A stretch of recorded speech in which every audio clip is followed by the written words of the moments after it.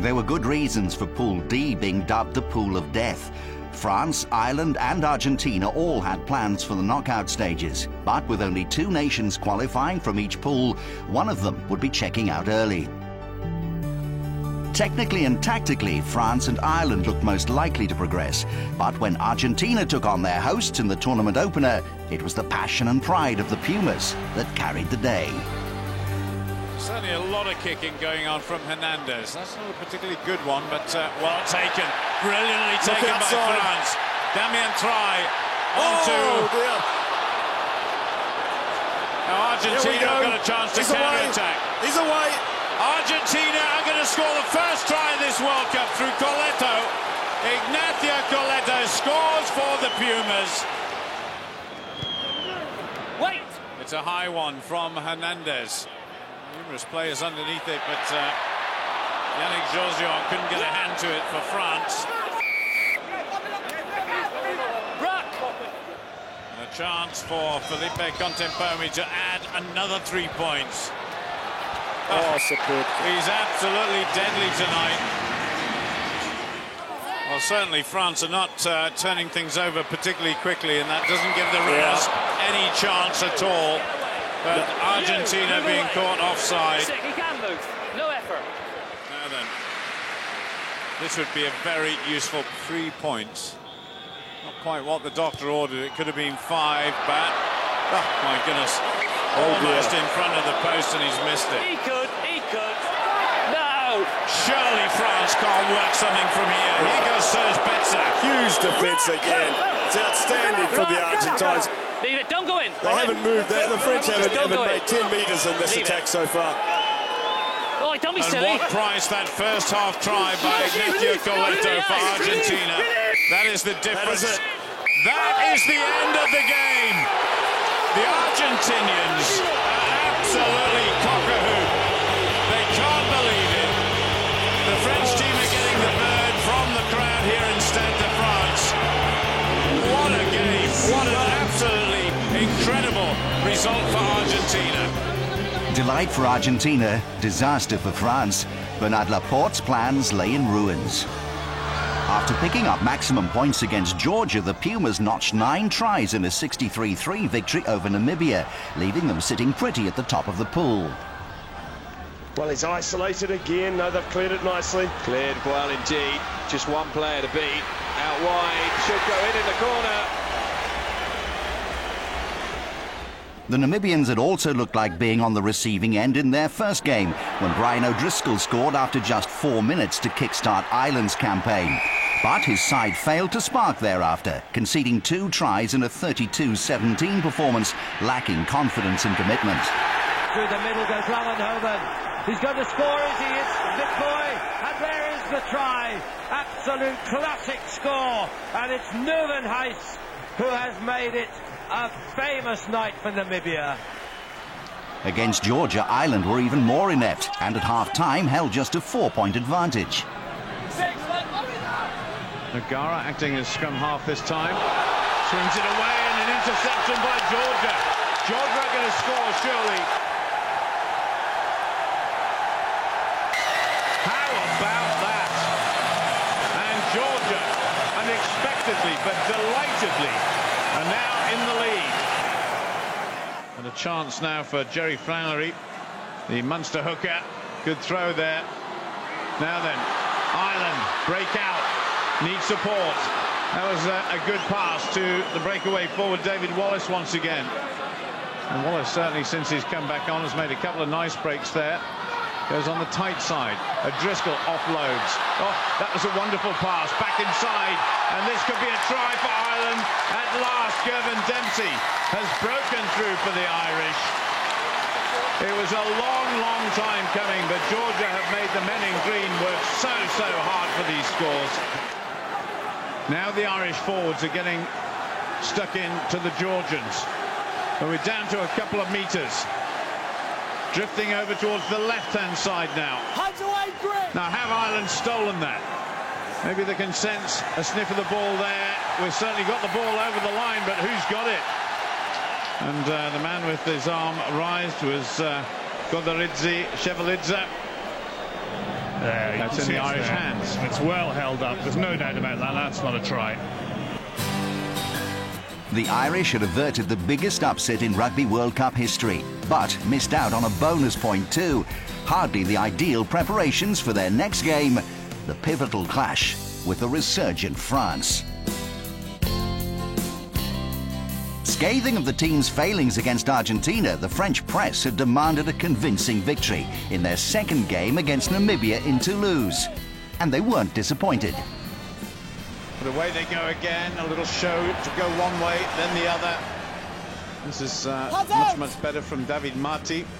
Good pick up by Elisal. Good feed out. Tremendous play by France, and that surely is going to be a try. Vincent Clerc it is. Little hop, skip and a jump right between the posts for the French winger.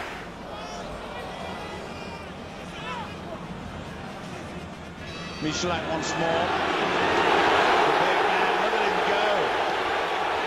Listen to the crowd, he's going all the way. What a great score by Sébastien Chaval, his second try of the game. And don't the crowd just love it. 5 days later, the French returned to Paris to face Ireland. For both teams, the moment of truth had arrived.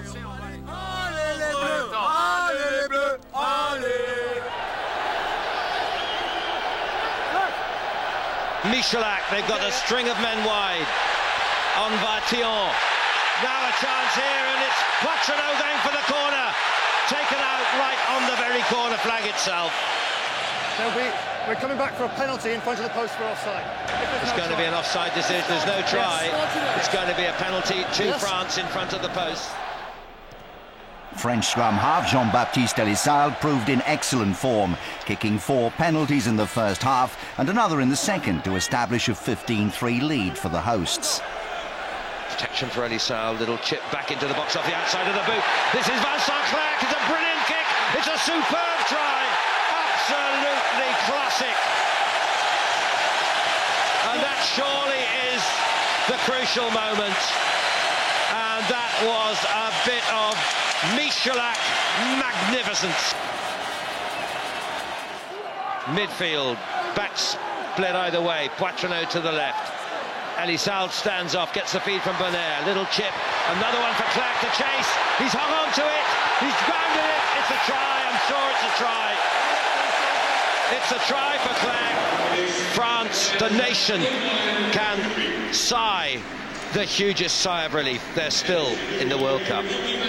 While the battle raged at the top of Pool D, there was another taking place at the bottom. Neither Georgia nor Namibia had won a Rugby World Cup match, a record they sought to address when they met in Lens. They've still got numbers on here. Now they need to use quickly. Great defence. Great defence and away. Will he get his try at last? Matchcanelli. Well, he's worked hard for it, and he's proud of the jersey emblem. And his tackle was what made it. The Georgian supporters now can celebrate. After nearly upsetting Ireland and then securing their maiden Rugby World Cup win, the Georgians had little left with which to take on France. Mignoni to Boxis, then to Josier, and away he goes. 2 men outside, fullback Poitrenaud all the way, brilliant score. Josier, superb, that's the man in form again. The host win returned them to the top of the pool, but whether they stayed depended on the outcome of its final game, Ireland's clash with Argentina. To reach the knockout stages, the Irish had to score 4 tries and beat the Pumas by more than 7 points. Last chance saloon, boys! It's the miracle match! 4 tries and we're through! The Irish started strongly, but it was their opponents who scored first. They're going to go blind.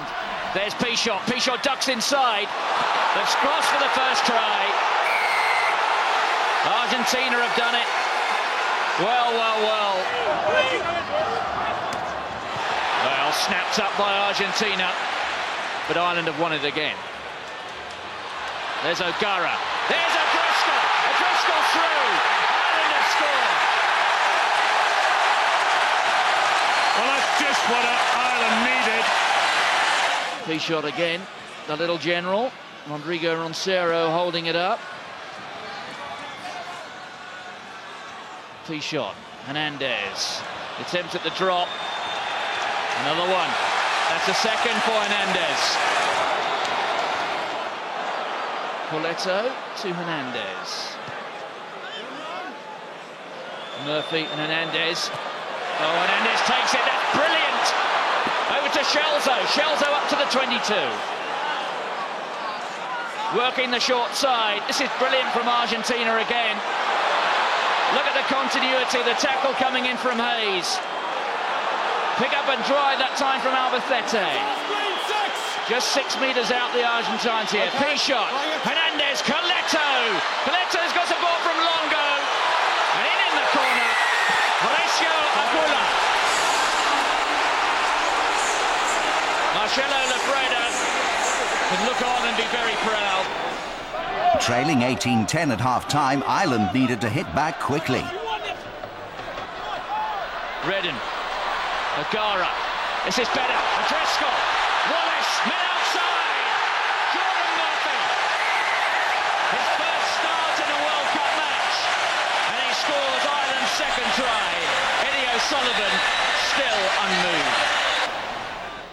2 Felipe Contepomi penalties then put the Pumas firmly back in control.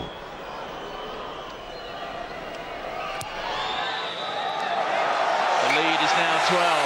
Ireland have got to score 20 here in the last 15 minutes. 20 points without reply. Argentina have got it. Hernandez standing back. I think we're going to see a drop at goal here.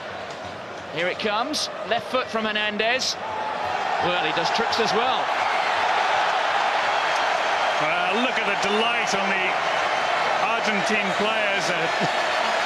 They know they've won their way into a quarter-final. A beautifully struck left-footed drop goal this time, right through the middle. It's all over for Ireland, I'm afraid. With their win, the Pumas reclaimed their place at the head of the pool and would face the runners-up in Pool C in the quarter-finals. Demoted to second place, France would now line up against the Pool C winners. But the luck of the Irish had run out, the first time they'd failed to reach the Rugby World Cup's knockout stages.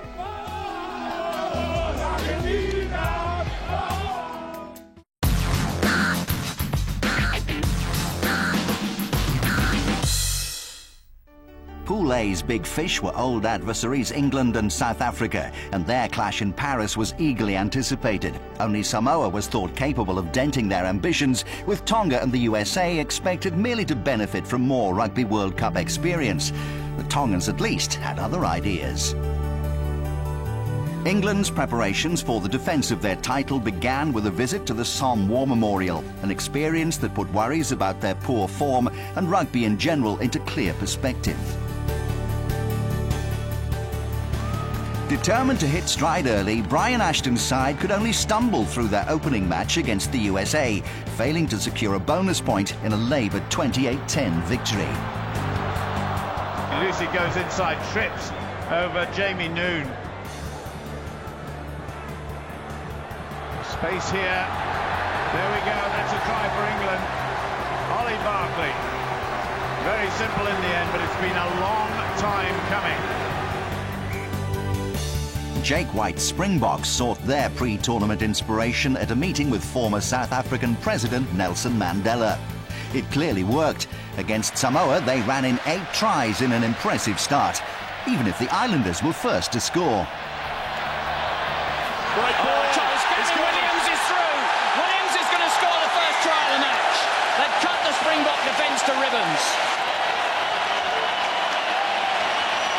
5 metres inside the South African half. Dupree works the short side. Here's Jacques Fourie. Fourier's got Habana outside him. Habana's a real speedster. Steps inside, he's got Danny Rousseau. Rousseau's overrun the pass. Habana's going to go all the way, I think. Held up. Habana has scored.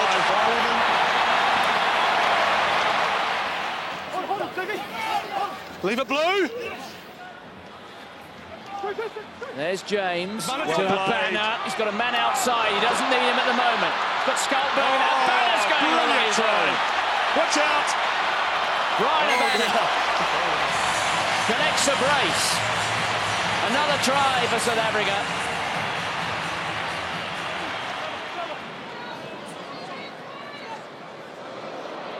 Went backwards.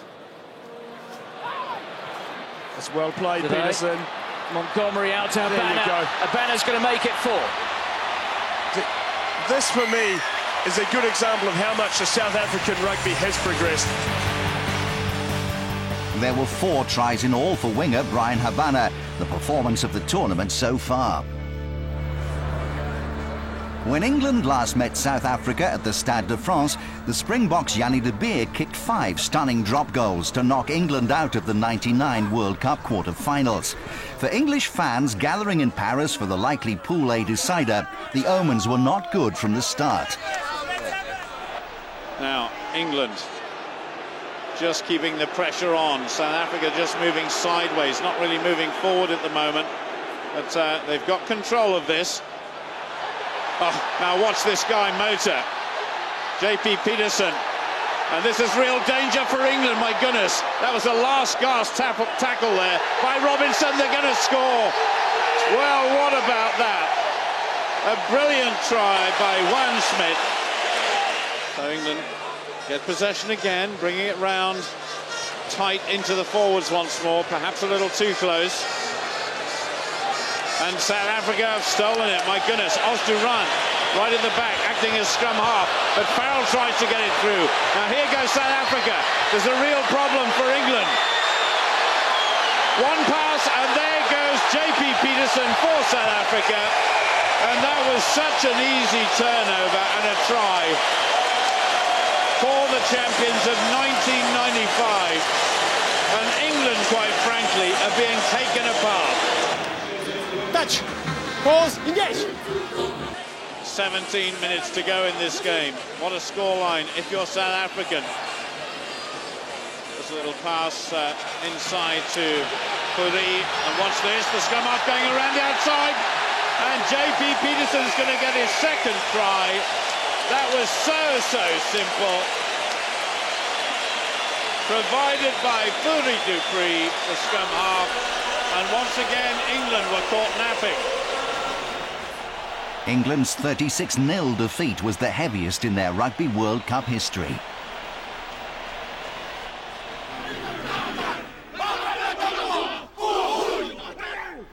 Tonga had begun their World Cup adventure with a hard-fought victory over the USA. Good line out by Tonga. Scrum half did well. They've done that on 1 or 2 occasions. Aleki, Latui, and they're really breaking out here. Here goes the fullback. Lilo goes for the corner. Just brings it back inside. That surely is going to be a try for Tonga.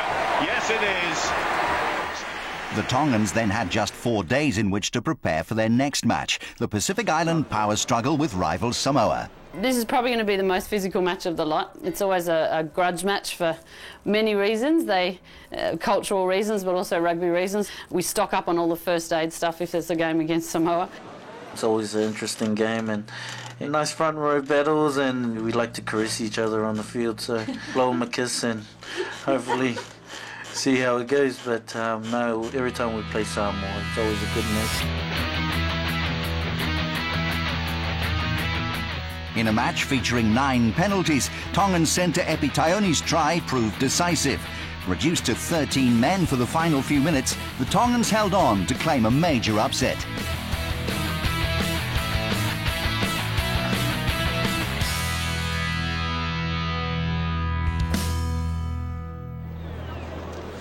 Tonga's win threw the battle for qualification from Pool A wide open. England's job of securing the wins they needed against the 2 island sides suddenly looked a lot more difficult. There were times when the Tongans looked like upsetting the apple cart again against South Africa 6 days later. Driven forward, now just a yard short. They go blind again, they're over the line now, and it's a try for the Tongans. Well, that is greeted by the crowd with the biggest roar of the day. Finau Maka's down there, but the man who's touchdown, I think, is Kisipulu.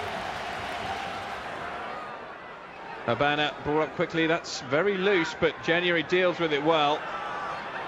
Botha inside to JP Peterson. creates a little bit of space. Beautiful link-up play between Steen and January. Somehow offloaded out wide to Matfield. Matfield goes.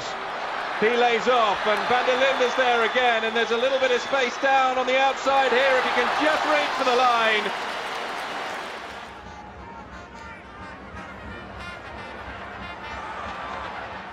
Victor Matfield once again finding himself in the line. JP Peterson just strolls through, and it's John Smith who is definitely one of the quickest hookers around in world rugby. It's still going through the hands. It is a quite delightful try. Pienaar in for his second of the match. When both sides lost a man to the sin bin and Bryan Habana then joined them, the Springboks were down to 13 and gaps began to appear. Here the Tongans go once again, punching holes round the side with Valemi Vaki. They have a player advantage. It's a beautiful kick to the corner, taken, a touchdown.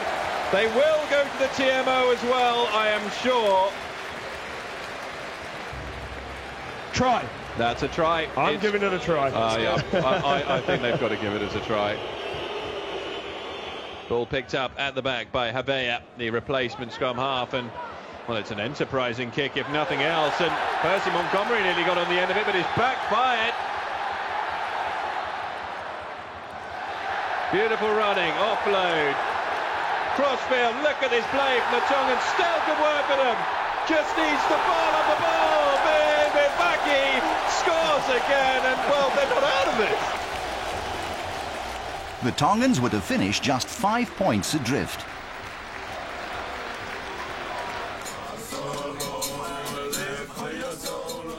In Nantes, meanwhile, Samoa had been preparing for their clash with England. Maybe this was the chance to get their campaign back on song. Half an hour in, they trailed 16-6. Quickly recycled ball. Can England make something of it here? There should be the opportunity. Samoa defence was outnumbering the backs' options there. Gomasul again, Wilkinson, little chip through. Saki should be on this, and he is. And once again, we see the bonus of having Johnny Wilkinson in the side.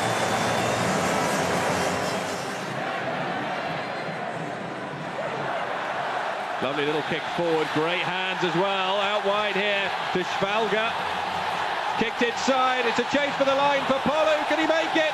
Well, they'll go to the TMO, I am sure. That's downward pressure, it could be given. It's a try, has been given.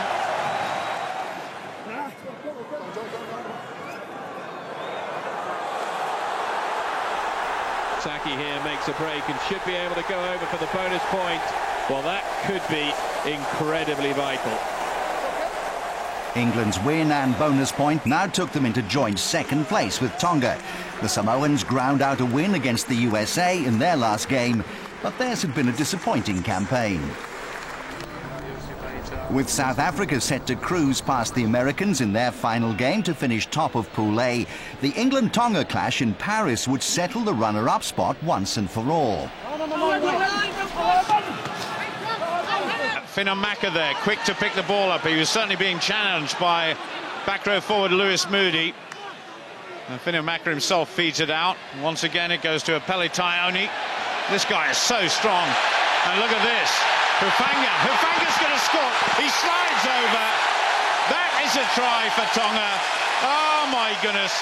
It was a very good tackle indeed, but his momentum carried him forward over the line. And it is take-off time for Tonga. Johnny Wilkinson shouting and screaming for the ball, but Gomasul is under pressure there. And that was from Apele Taioni. But England have a penalty. It's the ideal comeback by England. Knock over another 3 points. Oh. Well, look at this. Paul Saki! Was that a try? If it was most surprising. And a huge bit of enterprise by Johnny Wilkinson. He definitely grounds it. It was a good bit of skill by the Wasps winger, wasn't it? It's a try. So right in front of the post now. But Tonga just lined up, or the forwards. just shielding that ball from Pierre Hola, but once again it was dropped. Here goes Paul Saki. Can Paul Saki get away from England? Yes, he can. A dramatic last-minute try for England. Paul Saki second. He really has stolen the march on the Tongans there, because that will make a big, big difference going into half-time. Hands away! And certainly that ball seems to be wrapped up. Kalutopoli there. 3 strides, chips it. And that is 3 points for Tonga. So the gap has closed. It's down to 6. Andrew Sheridan waiting for the ball, but it comes out of the 3/4. Mark Cueto's bursting through. He's got Farrell outside him. Well, why on earth did not Mark Cueto release that ball? But England still have it.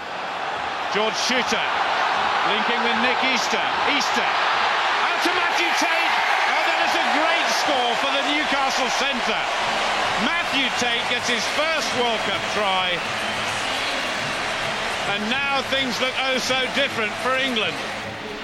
So England, population more than 50 million, outlast Tonga, population 116,000. South Africa outmuscled the USA in their last game as expected, but not before Takudzwa Ngwenya had outsprinted renowned speedster Bryan Habana in a brilliant try that the Montpellier crowd will long remember. Here's the other number 4, Alec Parker. Perkins wide. Superb to Ngwenya. Ngwenya gets a chance. Ngwenya goes. Ngwenya goes. What a try. The try of the World Cup, surely. The crowd go wild. Z Ngwenya left Bryan Habana for dead. The Springboks finished 5 points clear after their 4 games and were scheduled to meet the runners-up in Pool B in the quarter-finals. Joining them in the final stages were the defending champions, but it was Tonga who'd won the hearts of the neutrals.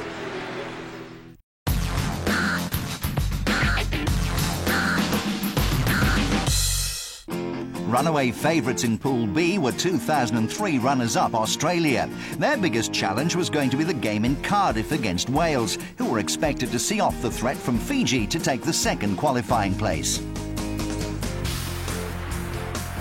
The Wallabies' open training sessions at the brand new Stade Yves du Manoir in Montpellier drew hundreds of local rugby fans, delighted to be hosting John Connolly's men during their Pool B campaign.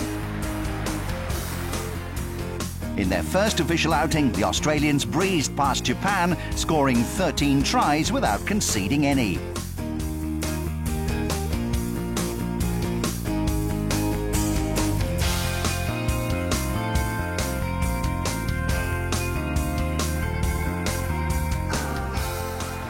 In contrast to the Australians, Wales shipped 3 tries inside 45 minutes in their first match against Canada, and at one stage trailed 17-9. There is the interception by Canada. This could be a real shock. Being chased back. Has he got the legs? Yes, he has. That is wonderful stuff by Craig Colpin. It wasn't until the introduction of Stephen Jones and Gareth Thomas that the Welsh at last came alive. Stephen Jones looking to the inside to Sonny Parker, and Parker scores. Good take. Now what can Canada do from here? Popham, the number 8, so quick, off the mark. Good hands by Dwayne Peel. Onto Shankland to score in the corner for Williams. Well, that is more like it. 42-17 the final score, but coach Gareth Jenkins knew that even on home turf, beating their next opponents would be unlikely without substantial improvement. Australia had stilled Welsh fervour at the Millennium Stadium in the '99 quarter-finals, and on the evidence of their first-half performance, looked like doing so again. Now the Australians beginning to put their phases together. Gregan. Oh, and a lovely dummy. Try Australia all the way. Giteau. And the applause goes in for the youngster. Pause, engage. Yep. Well, that's a good engagement. That's a better one. It's gone. Oh, and just getting away from it was Palu. Yes. And they've got the chance to move it down the back line once more. Drew Mitchell. looking to go on the outside, and it's over. That is a try, and it's Latham again, the big fullback. In the second half, the Welsh rallied, but by then the damage had been done. Oh, a little roll and the try given.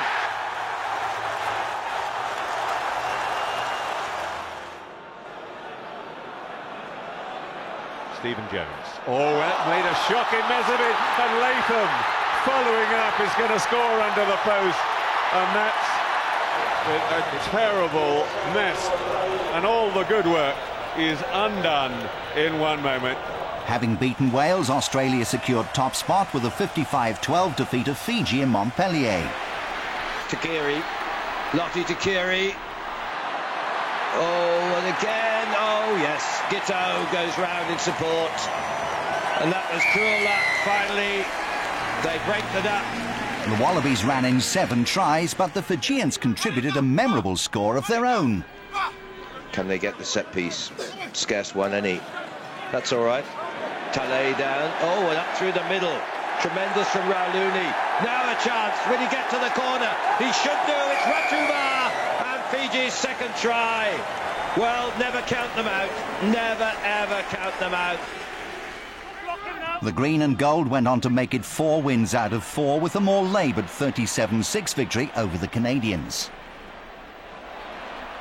The Australians had cantered into the quarter-finals without breaking stride or being seriously tested. Thank you very much. Nice soft run in for Drew Mitchell.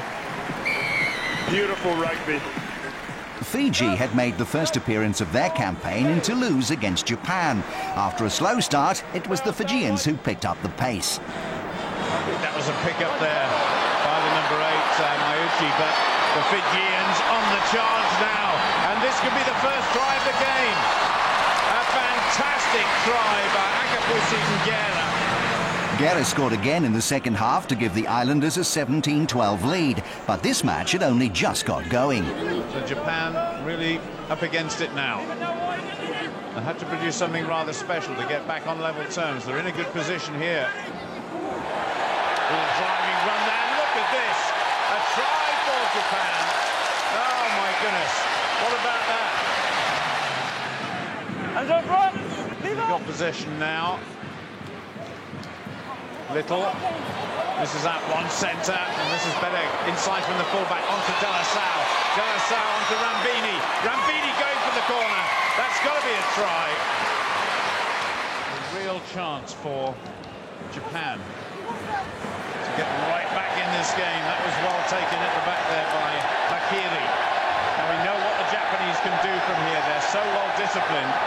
They can outmaneuver the bigger bulk of Fiji, and it's going to be close. It's a try. That was absolutely superb by Japan. Fiji took the lead again following Kele Leaweri's try, but again the Japanese refused to lie down. Here we go. Just trying to keep it tight. Akiri once more, and that's a drive, and that should be a try. Well, that was absolutely wonderful stuff there.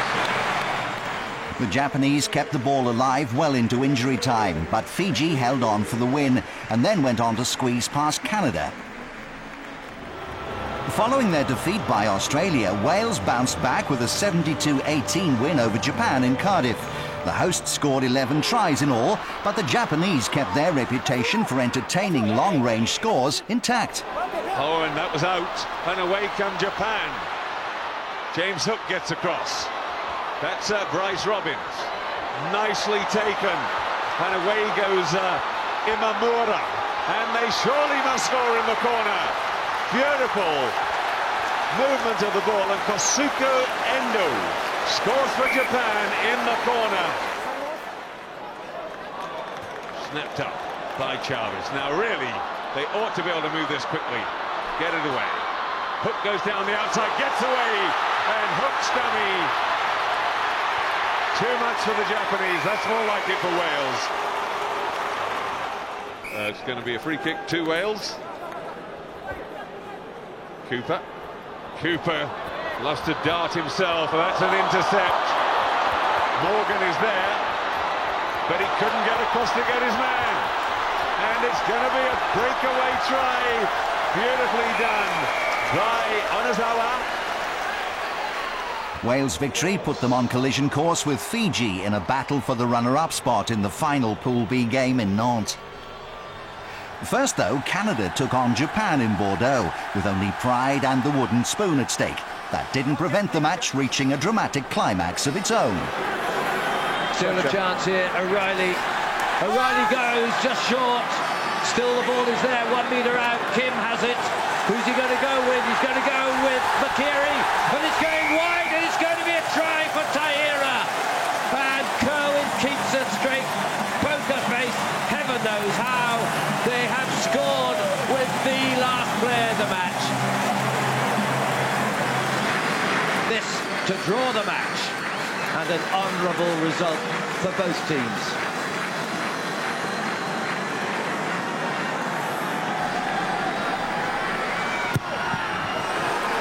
He struck it well. Beautiful kick. Oh, what a kick. What a kick.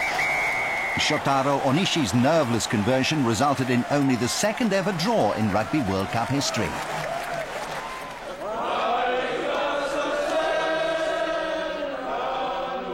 When the Fijians bade farewell to their French hosts ahead of their match with Wales, many felt they'd be saying goodbye to the tournament itself a day later. It had been 20 years since they last made a Rugby World Cup quarter-final, while their opponents had never failed to reach that stage in the professional era.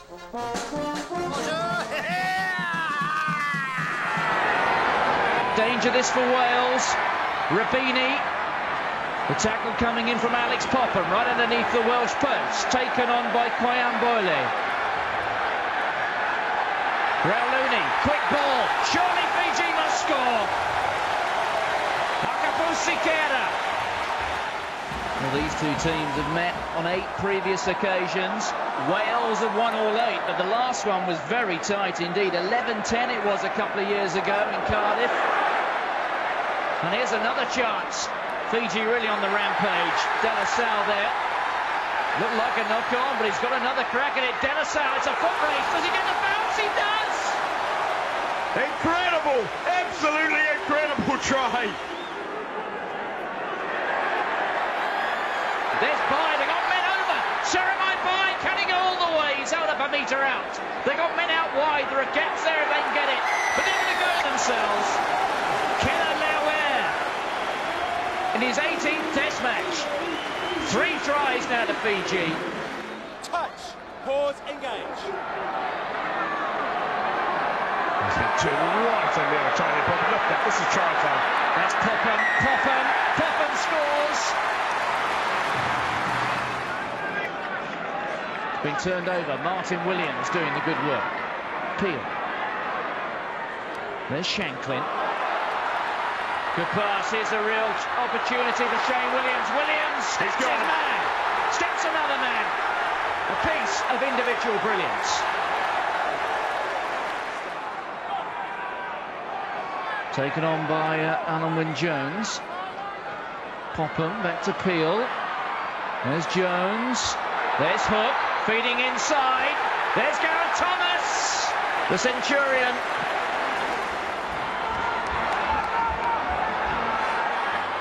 Gethin Jenkins, men over here for the Welsh. Hook. Long pass. In the corner. Mark Jones.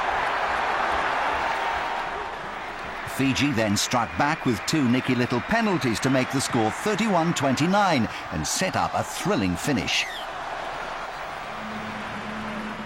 There's Koto. This is good from the Fijians. Nicky Little. Well, that could work out quite well for the Fijians here. Support. There's Jeremiah Bai. Bai, can he go for the corner? I think he's up there. Maybe he has. This is going to go upstairs. There's no doubt about that.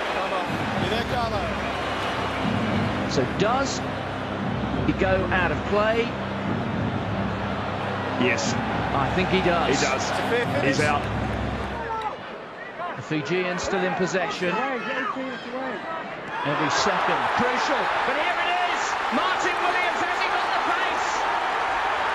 Martin Williams is going to score the try that perhaps keeps Wales in the World Cup. Well, Fiji playing a natural game, and it's cost them.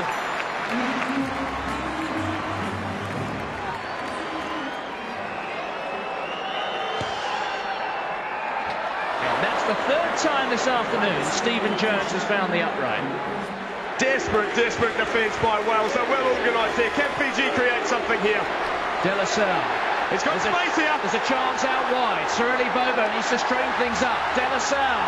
Shane Williams. Martin Williams in the tackle. Half a metre short. Martin Williams has got to get out of there. He's got to get out of there. Burrowing through. Have they got through the Fijians? The referee's blown his whistle.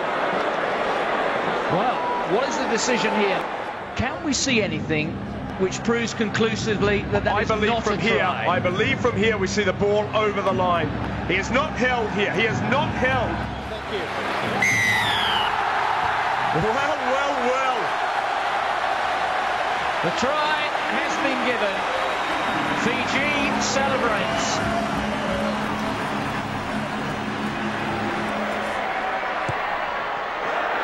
He struck it well. Beautiful kick. For many, it had been one of the greatest matches in Rugby World Cup history. So, Australia and Fiji were the two teams to qualify from Pool B, the Australians meeting England in the quarter-finals and the Fijians South Africa. Wales joined Japan and Canada in the departure lounge, and within a few hours, their coach Gareth Jenkins had lost his job.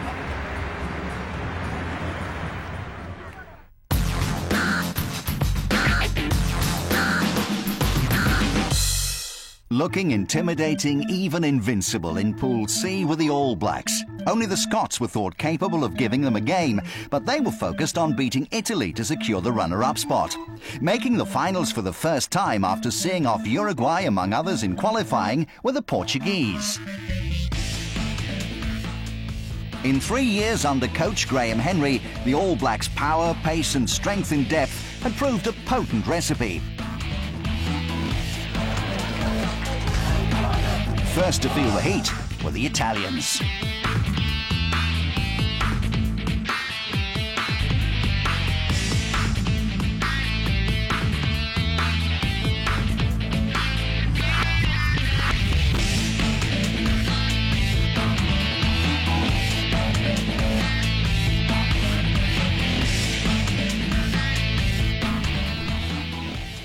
The Azzurri were dumped 76-14, but if their opening assignment looked tough, spare a thought for the Portuguese, who were scheduled to play Scotland, New Zealand and Italy in 10 days. A tough initiation, but one from which the debutantes didn't flinch. Good to see Portugal trying to counter-attack. Certainly no negative play from them at the moment. Lamont. And he's through, looking for support. He won't need it. That is 2 tries in a row for Rory Lamont. Despite scoring over 50 points against them in their opening game, Scotland couldn't prevent the Portuguese scoring their first and rapturously received World Cup try through Pedro Carvalho. Jose Pinto. Going out wide. Little slip forward. That is a try. That has come from the winger, Pedro Carvalho. And Portugal will be absolutely delighted. You could have been forgiven for thinking they were down and out, but they've come straight back with a try of their own. In their next match, the All Blacks came down on them like a ton of bricks, 108 of them to be exact. Good distance kick there from Gonçalo Malheiro. Joe Rokocoko there on the return. Rokokoko's going, he's going to go all the way. That is a second try for Joe Rokocoko. He takes his international tally up to 40. Well, if they score now, it could take the score beyond at 50 points at the interval. Leonard trying to go himself. And there was a good slip pass there onto the very tall Ali Williams, who got the last try. And there goes the hooker, Andrew Hall. So finishing off this half with a flourish. But again, the Portuguese managed to breach their opponent's try line, this time through Rui Cordeiro. Good tackle coming in by Greg Somerville there. Is that Uber who's so close again? Oh, that's certainly over the line. After conceding 13 tries to the All Blacks, Portugal restricted Italy to just 3 in their third game, denying the Azzurri a bonus point in an honourable 31-5 defeat. Listen to the cheers. Oh, yes. That means so much to Portugal. Scotland followed up their win over Portugal with a convincing 42-0 defeat of Romania at Murrayfield. And now they must surely score. They've got such an overlap. Well, they didn't do it very well, but they didn't need to do it very well. And it was Rory Lamont who went in for the try. Scotland will be hoping they can take advantage in any case. Coming left. Oh, and it's White. Surely Hogg's hat-trick. And Hogg goes over in the corner for his third try of the evening. 5 days later, Scotland hosted New Zealand at the same venue. Richie McCaw, inside pass from Rodney Sayalo. It was so easy, it was embarrassing. This time it was the Scots who received the 40-point drubbing as Frank Hatton fielded a second-string side ahead of their vital clash with Italy. Back it comes Carter on the outside channel. That's Leon McDonald, then Howlett. And Howlett in the corner to become New Zealand's all-time top try scorer. The New Zealand winger added to his impressive tally with 6 minutes remaining as the All Blacks eased their way into the last 8. And away goes Howlett, and nobody's going to touch him. They won't get to him. Howlett, the arch poacher, stretches that to 48 tries for New Zealand in his 61st international. Romania began their campaign by coming within 6 points of defeating Italy, but their next match against Portugal looked more straightforward. The Portuguese, though, were not going home without a fight. Quickly taken, and look at this. Just brought down a couple of metres before the Romanian line, and that was a gamble that didn't pay off at all. The Portuguese go on, and they've scored. You couldn't have written the script any better, could you? The Portuguese held on to the lead until well into the final 10 minutes. Well, certainly there's no let-up by Romania. That surely is a try. That could have been one of the breakaway forwards called Donahue. 4 days later, the Romanians were swept aside 85-8 by the All Blacks in Toulouse. Well, it's flying around like sevens rugby now, isn't it? There's Collins, the captain for the day, feeds inside to Rogathoko, and it's a hat-trick. Rogathoko, his 43rd try in his 47th Test match. That left just one Pool C match to play. Scotland's appointment with Italy in Saint-Etienne to determine the second qualifying place. 2 Chris Patterson penalties gave Scotland an early lead, but with memories of their first Six Nations away win against the Scots still fresh, the Italians hit back hard. There's a testing high kick, and Lamont is under real pressure here. It's fallen to Josh Soul, right on that Scotland line. Referee back on his feet. Troncon goes through and scores.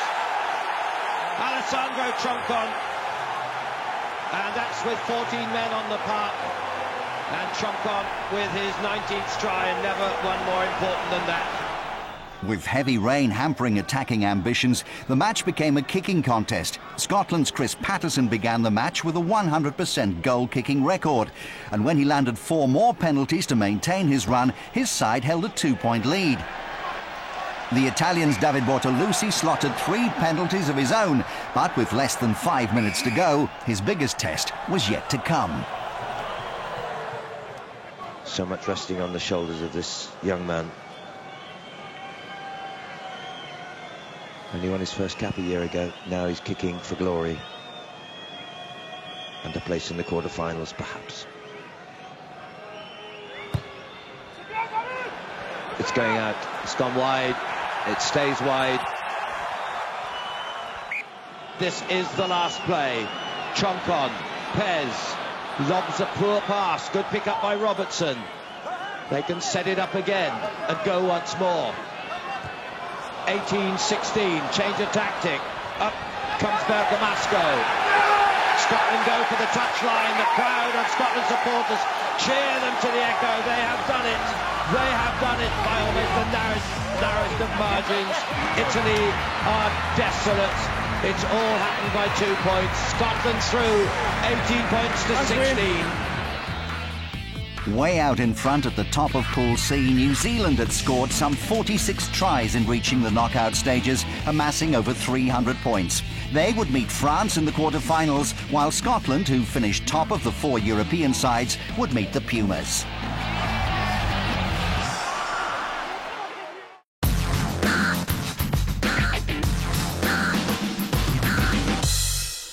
The pool stage of the 2007 Rugby World Cup had produced at least one major upset and several near misses. But as the tournament entered its knockout phase, that looked set to change, with the Southern Hemisphere nations asserting their superiority to claim 3 of the semi-final places. At least, that's what the experts thought. Nearly 4 years on from the Jonny Wilkinson extra-time drop goal in the final in Sydney, England and Australia prepared for their next Rugby World Cup encounter, this time a quarter-final in Marseille. England's early form had not impressed anyone, and the Wallabies began as firm favourites, even with the talismanic Wilkinson lining up against them.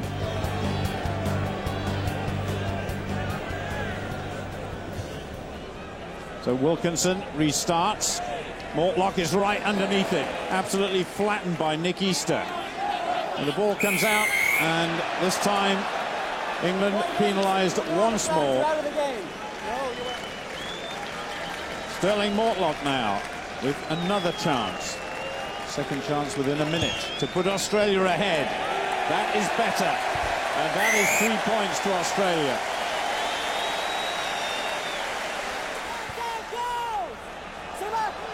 So it's Australia now who are under pressure. Tate once again, a little chip through. England might still have it. Good play by England. Jason Robinson to Gumasol. Little chip through again by Cat, but this time there's nobody chasing it. Oh, that was a terrible kick by the Australian hooker, Stephen Moore. Well taken. So England really have got a good chance here. Gumasol just takes his time. Cat to Tate to Moody. Moody couldn't find anybody. It's picked up by Australia. Good little break, but the referee has brought them back right in front of the posts. Wilkinson to draw level. He doesn't miss them often. It's close, but it's good enough for England.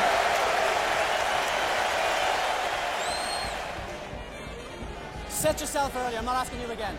Get your seconds in quicker, you get down quicker, please. I'm not asking any more to work with me on this one. Here's your mark, crouch. Touch, pause, engage. Referee's still having problems, and this time it's an Australian problem. So now perhaps the England forwards are gaining the upper hand just a little bit. So Jonny Wilkinson for a little bit of history. This would make him the top point scorer in World Cup history, going 1 point ahead of Scott Hastings, Gavin Hastings, should I say. Scott would have loved to have scored all those points, of course. Wilkinson, though, for England. Listen to the cheer. 6 points for Wilkinson, 6 points for England, and they're leading Australia by 3. So desperate moments for England here. Dragan just waiting and watching to Smith. Oh, good tackle by the English back row. That was Nick Easter. Once again, that ball does seem to be beyond the back foot. Gito it was there for Australia. Berrick Barnes. Oh, and this should be a try for Australia. Good tackle on the captain, Sterling Mortlock. Takiri trying to go around the outside. A try is given. Berrick Barnes, absolutely outstanding in the build-up to this. The patience of the Australians. Have a look here. Takiri is just so strong.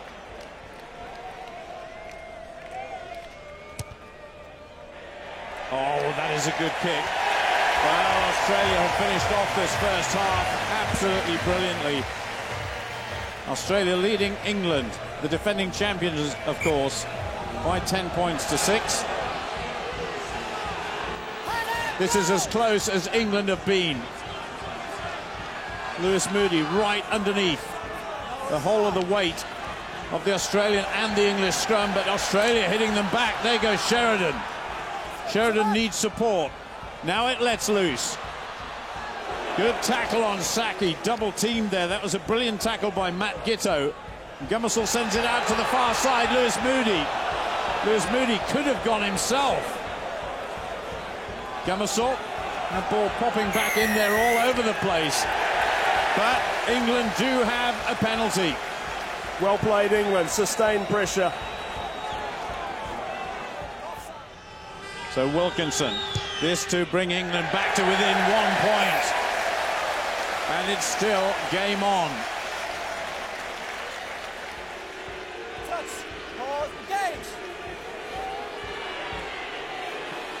That's a solid scrummage. Nick Easter controlling it. Listen to the crowd. Easter gets it, but it's fumbled. And England have a penalty. Surely they won't waste this chance. So can Johnny Wilkinson put a nail in the coffin of Australia's hopes to go through the semi-final? Yes, he can. That is a 2-point lead for England. Coming up to the 3.5-minute mark of this World Cup quarter-final. It's Australia on the attack. Phil Waugh once again. Phil Waugh. Oh, that is a penalty to Australia. It's a long, long way out on that far side, but only 2 points the difference. This is not exactly the last minute of this quarter-final, but this is such a vital kick to the aspirations of Australia to go through, and it could send the defending champions home. This would take the lead for Sterling Mortlock and Australia. It's certainly big enough, but it's going to the left-hand side, and listen to the England supporters roar. This is an incredible result for the defending champions, England. Oh, almost disrupted there by Australia. And in fact, Australia have come away with it. This has got to count for Australia. Toby Flood it was who went piling in there. Matt Giteau tried to get the ball back, and he does. Hugh McMenamin goes to ground. When this play is over, the game will be over, but who will have won it? That was knocked on. Surely that is the end. England have won.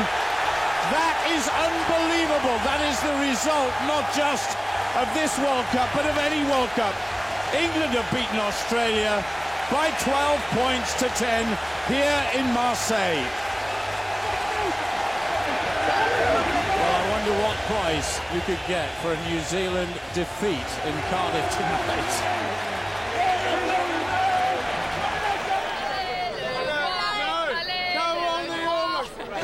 4 hours later, New Zealand met France. The memories of their shock semi-final defeat at the hands of the French in 1999 clearly still rankling.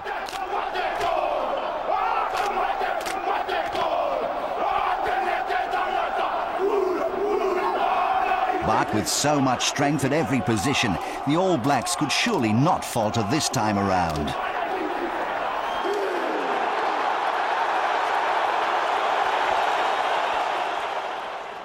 Carter, Sayalu getting past one, but then Dusautoir gets to him. Oh, and Rokethoko almost getting past his man, and that time the New Zealand attack was too fierce, and the French give away a penalty almost in front of the posts.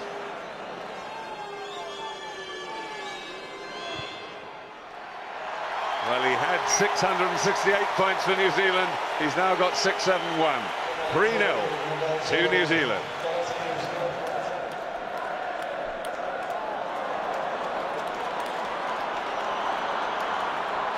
Oh, and a lovely, wonderful cut through from McAllister. Another terrific hug.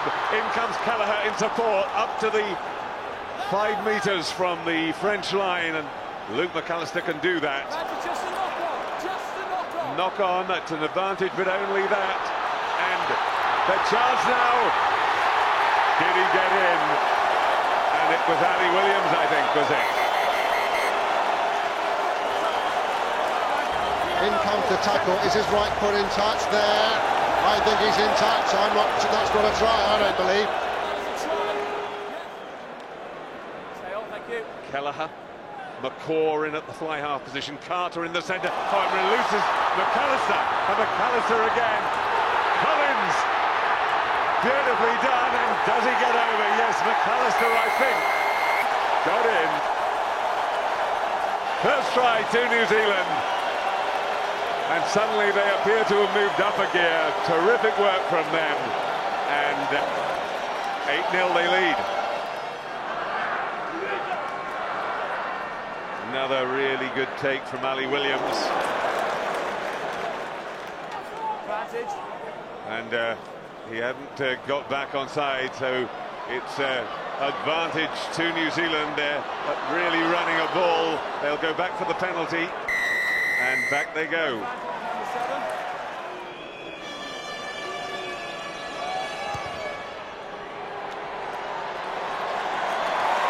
He doesn't often miss those.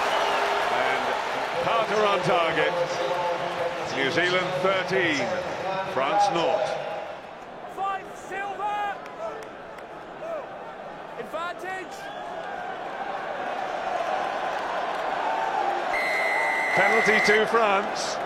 Relax, go away. Right on the stroke of half-time.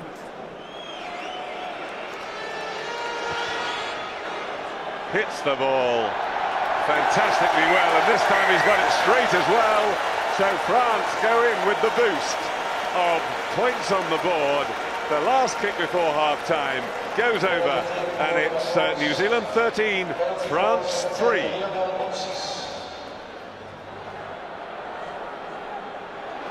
Thion with the catch. In goes the drive. Ibanez at the heart of it. And they're making inroads.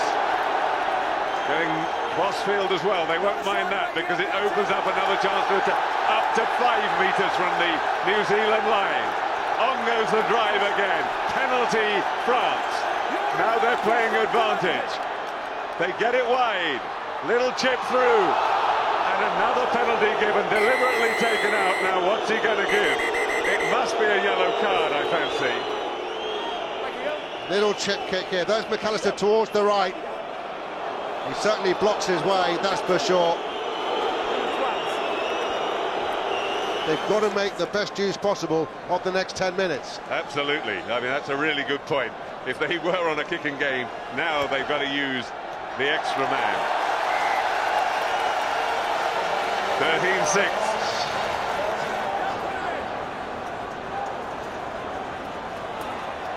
This is Zarevsky. The hooker sets it up. Good ball this time. Elissalde, Josion, this is clear. And in goes Dusatois. And Dusatois almost takes the roof off the stadium as the cheers go up. France have breached New Zealand's defence. Well, suddenly there seems to be a few more Frenchmen in the stadium. What a game we have here in Cardiff. And they're back way deep into the French 22. Ali Williams. Yes! Oh, and terrific work, driving work from Andrew Hoare. Chris Jack, they're only a metre short. Soyalu, Rodney Soyalu has driven over for New Zealand. Leave in 9, don't touch each other. Stay back, ball gone. Oh, and in comes Damian Try, using his pace. Well, it might have been a touch forward, but he got away with it. Michalak, then pass inside, and Josion over. To back level with the conversion to come. Now, was this forward?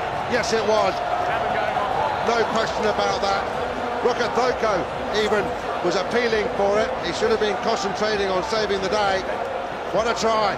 What a terrific piece of work there by Michalak. France are in the lead, unbelievably. And do France have it? For a moment it seemed as if France had it. The All Blacks got it back. McAllister through the middle again. Lays it back. That was a penalty probably, I think, against Aaron Ordeke, not given. Oh, and they've lost it forward. And this is going to be it. Elissalde is just going to run the ball off the bench into the stand, and France are still in the World Cup. New Zealand look absolutely staggered. They cannot believe it. The run goes on. They have not won the World Cup since 1987. France have done for them again. Incredibly, France have run out victors by 20 points to 18. It was the first time in the tournament's history that the All Blacks had failed to reach the semi-finals. As England fans continued to revel in Marseille, in Paris, the party was only just beginning.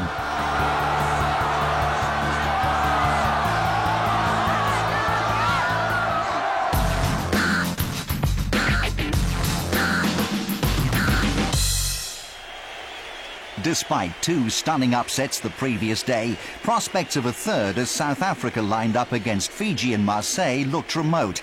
The Islanders might have seen off Wales, but against the Springboks they began as rank outsiders.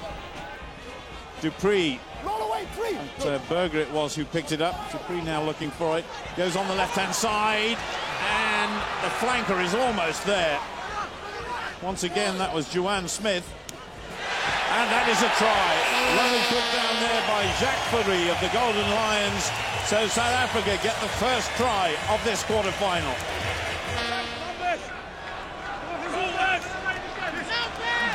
Back is Bartat. No, they go for Victor Matfield. But once again, Fiji just driving them back a metre. But now South Africa getting organised and just gradually grinding the Fijian defence down.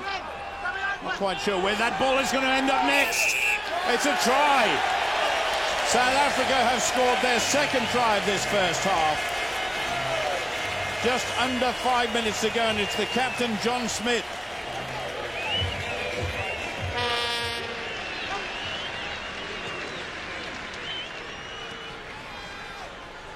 Oh, goodness me, what a tackle by Rambini. But a pick up once again by South Africa. South Africa still in possession. Juan Smith there taking it on. And Wikus van Heerden, who's come on as a substitute for South Africa, gets his first touch of the ball. Victor Matfield. He's got a man inside him, and there goes J.P. Peterson. That was great support play by the South African winger. And against all the odds in a way, South Africa have got the first try of this second half.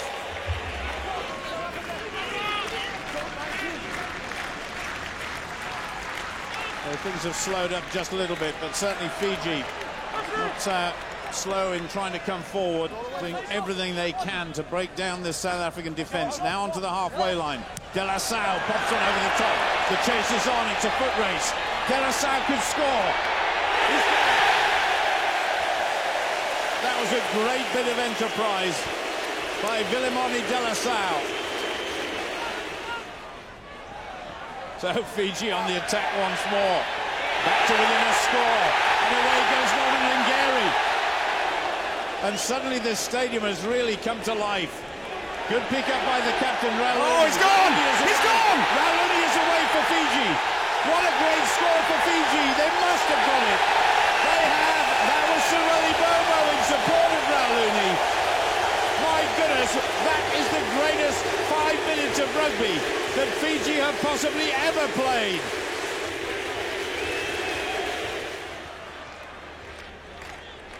That dropout was taken by Francois Steyn, taken almost in a goalkeeper fashion by Saramaia Bai. Comes over to Raul on this side. De La Salle's got the ball once again, and we've seen how dangerous he can be. Half tackle by Montgomery. De La Salle gets up and goes again. Picked up by Koyama Boli. This big, charging, rampaging Fijian number 8. Rauluni. Now they can... they've got men over here. That's a great break. Popped over the top. That looks as though he's forward. The ball's under the wrong arm. That's the problem. He's out, he's held, it's no try. Great defence, Peterson. Well, all the quarterfinals that we've seen so far in this year's World Cup have been so tight, and this one is no exception. 23-20, coming up to the last 10 minutes of what's been a fascinating encounter. Now, will the pickup come again? Schalk Burger is there. He just picks it up, hands it on to Juan Smith. Schalk Burger trying to orchestrate this rolling maul by South Africa, and when they have got it going, it's been absolutely superb. Oh, a dive out there, that is a try given. Goes out wide. That is Juan Smith getting very close to the Fijian line. Dupree trying to dig that ball out. And Fijian hands are on it as well. But now it's South Africa once more. The clock running down to the full 80 minutes. And they come around this side. That surely is a try. Well worked, came from depth, running right across the Fijian defenders. They're at 6s and 7s there. He's up against the 2 props. This has been a well-worked effort by South Africa under intense pressure from this Fijian team. South Africa have won the 3rd quarter-final of the Rugby World Cup by 37 points to 20. Despite their memorable contribution, it would be the Fijians who would be packing their bags. In Paris, Argentina's fans had no such plans.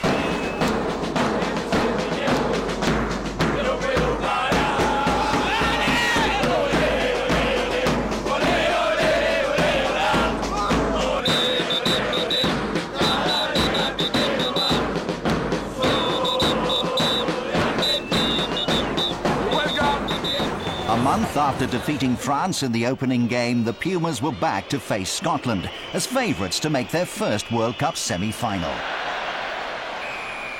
Scotland now have an opportunity, and remember, Scotland have yet to miss a kick-at-goal in this tournament. Well, and interesting, they've given it to Dan Parks as opposed to Chris Patterson. From 49.5 metres, he's got the length. It's 21 out of 21. Scotland lead, 16 minutes gone. But Felipe Contepomi was on form too, and with his 2 penalties, Argentina took a 6-3 lead.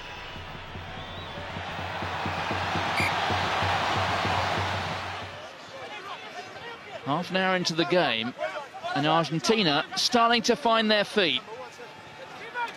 It's Martin Schalzo popping out of the side. He's got support there of Ledesma, but Ross Ford with the tackle. Snap there by Ali Hogg. Good work by the Scotland back row. They've turned it over. Parks under pressure. The charge down. Oh, it's picked up and he's scored. That man Gonzalo Longo got his first start last week against the Irish. He was the man of the match there. Ross Ford finds his man. It was Simon Taylor on that occasion. There's Webster, loses his footing. There are plenty of blue and white hoop jerseys there. Have they turned it over? Well, there it is. Fernandez Lobbe. This, I say, okay. But the Argentines have come offside.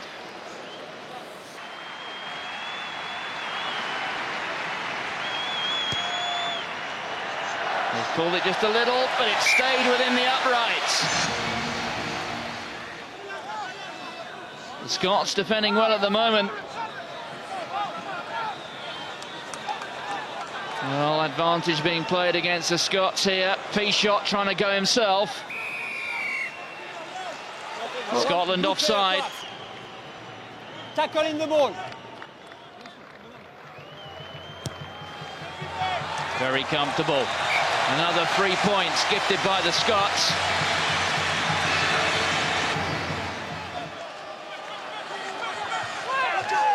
So Leguizamon, who started the first 3 games in this tournament. Gets his opportunity here, turned over again. Hernandez with the left-footed drop goal. He slotted it. Well, the right foot's not working too well tonight, so he goes for the left.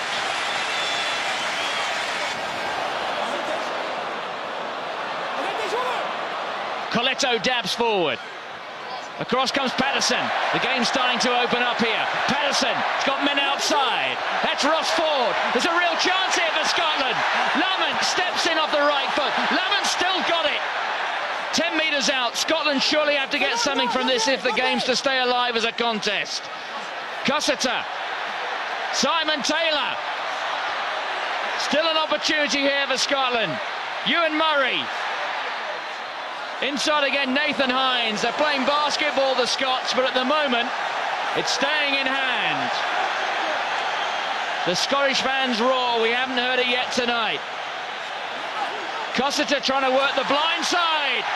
Cussiter goes in the corner.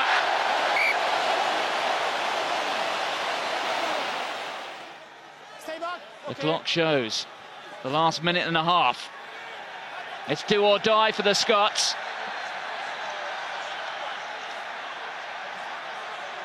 It's still there. Cussiter. Parks into the corner. Lamont's underneath it. Oh, he can't catch it. And that moment could well have decided the fate of the Scots at this World Cup. The ball's gone forward, out of the hands of Simon Taylor. That's it. The whistle goes for the end of the match. Argentina are through to a World Cup semi-final, where they'll meet South Africa. They've beaten the Scots by 19 points to 13. Yet another step towards perhaps the Argentine destiny.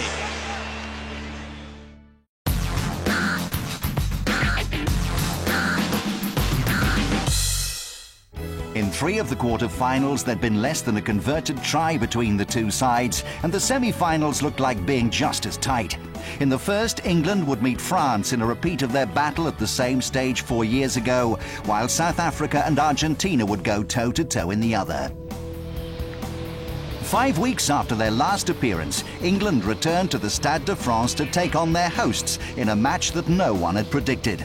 This time, after winning the toss, they swapped dressing rooms to avoid any reminder of their last visit there, the 36-0 humiliation by the Springboks. Touch, pause, engage! At the back, moving across the field. Free kick. Gummersall wants to take it quickly. And away England go. A little bit of support needed there for Nick Easter. Gummersall really has added a new dimension to this side since he came in ahead of Sean Perry. Gummersall pops one over the top. That's for Damien Try to chase. And, oh my goodness! Oh.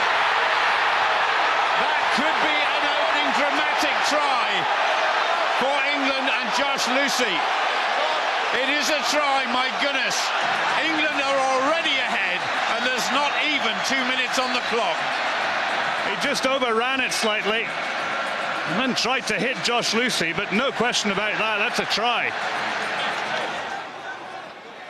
Up towards the 10-metre line now, just keeping it fairly tight. Yannick Jauziot, who of course is winning his 50th cap for France today. Go ahead! Nick Easter trying to get his hands to that one, but referee says get your hands off. That's a drop kick attempt by Buxis, but charged down. Easter couldn't quite get his hands to it. So Betson took it on a couple of meters. So France still in possession. They bring it on the tight side. Good tackling from Lewis Moody for England. Watch out, watch out. On me. France just biding their time. Once again, the forwards taking it on. A lot of possession coming France's way, and France playing the advantage now. Bit of an overlap here. A very, very good tackle indeed there by Wilkinson. Well, coming over at the ruck, the referee playing the advantage.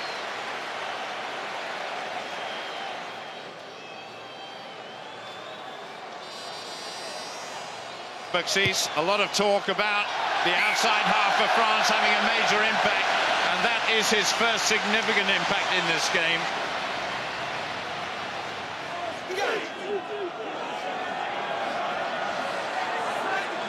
Easter controlling it once more. This time Easter picks up. Needs support though. Lewis Moody was there. Gummesel gets it away. That was a cracking tackle by Serge Betsen, and he really went in for it. Everyone says Thierry Dusautoir is the hardest tackler, but look at this one on Corey there. Just lodges the ball, perfect technique. Touch, pause, engage. Bind up one. Take the bind. You're not even trying. Sheridan being penalised there. Not taking the bind. Off you go. Well, this is just 2 meters inside England's half for Buxis. This would put France ahead. Listen for the cheers. France move ahead in the World Cup semi-final. One is out. Gummesel, Vickery taking on David Marty, but Marty managed to bring down the English front row forward. Wilkinson going for goal.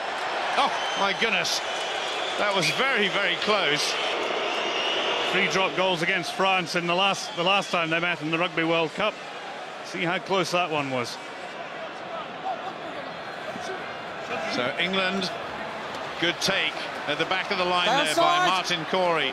Martin Corey's not just a useful back row forward, he's a very good line-out jumper as well. But what about that drive by the French?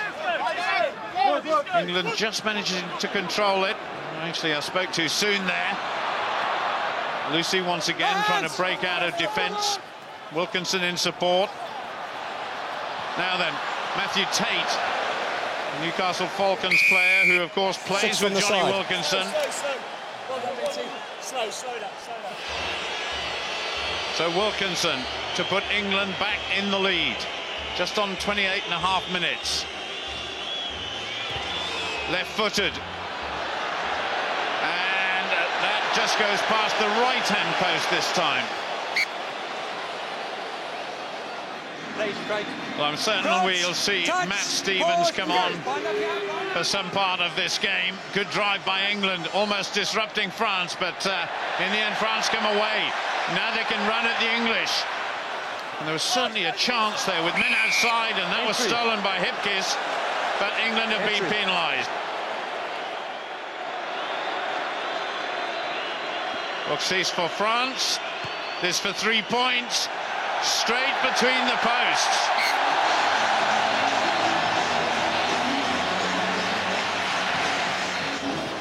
So France with the dropout. Buxis sends that one very, very high indeed. Bouncing all over the place into the arms of one of the French players. Chabal picks up. Very quickly, a little chip over the top there, but Moody was very quick thinking. Good little run there by Hipkiss. England have got a chance. Matthew Tate 5 meters away from the French line. Gummesel spins it away. Mike Catt has it. Onto Hipkiss once more. Hipkiss being caught midfield right in front of the French posts. Jason Robinson now. Robinson trying to go inside, but just drifted towards the touchline. England insisting on keeping it on this tight side. That's Andrew Sheridan. And England have a penalty now. This would put the gap back to just a single point. Johnny Wilkinson goes for goal for England. That looks better.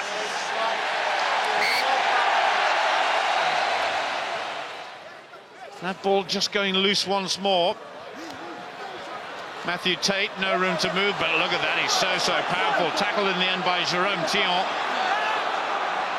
This is better by England. Inside France's 22. Wilkinson goes right-footed. Oh, my goodness. Off the left-hand post. Oh, we'll probably see that again in a moment. Meanwhile, Jason Robinson attacks the French. Robinson gets through. Jason Robinson for England. Tackled in the 22. Good pick up there by Stevens. All of a sudden, England have got the momentum, but England have been penalised. Couldn't get much closer, could you? He didn't strike it. He really splaffed it, and it wobbled its way to the post. Push back. Elissalde. That's going to test Matthew Tate and Jason Robinson once again. There's almost an opportunity there for France, but France still have it. Elissalde, Jean looking for his winger on the far side. What a great bit of skill there, Vincent Clark. Oh my goodness. Chabal drives on for France. They're only about a metre short now. England have got to defend. Scrum. Oh my goodness. Moving forward. Oh, it's just so compelling, this. Brilliant play there by Julien Bonner. What's that tap tackle? Desperation by Joe Worsley. And then the big man, Chabal. Look at that. The roars that are going around the Stade de France as he gets the ball and inches towards the touchline. But beautiful play there by Bonner. Crouch. Touch. Pause. Elissalde. Oh, and they made one of the only mistakes they made in the scrimmage. Stay on. Right there, Gummesol getting Elissalde all wrapped up. Julien Bonner is trapping his arm. A bit of hitting going on there by Ben Kay, and England have got the penalty.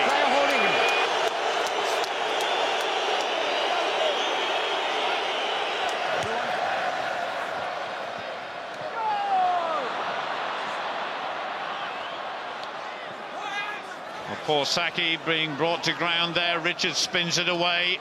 Wilkinson too. Oh, I was going to say nobody there, but that was a good pickup in the end by Toby Flood. Still England making progress in the right direction. Richards, that goes to Jason Robinson. Almost a head-high tackle there. Well, it's made for Wilkinson, isn't it?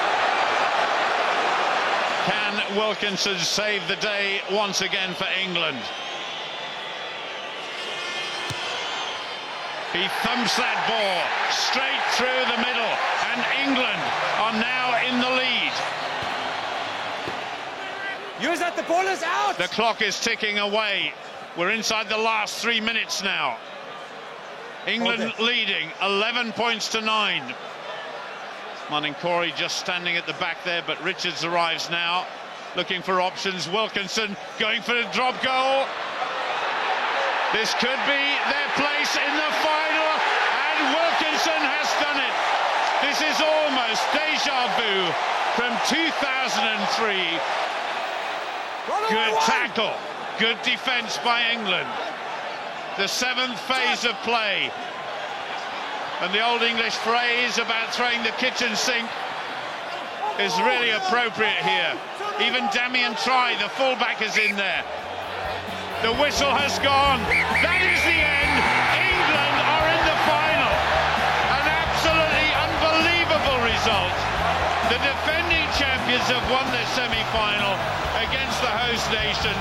England are the winners by 14 points to 9.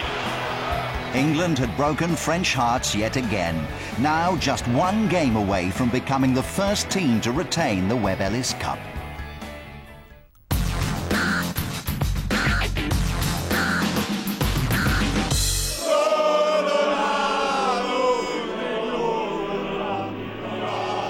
As they stepped out to meet the Springboks in the second semi-final, the Pumas' place in rugby history was already assured. The first Argentine team to reach a World Cup semi-final, they'd brought parts of their country to a standstill.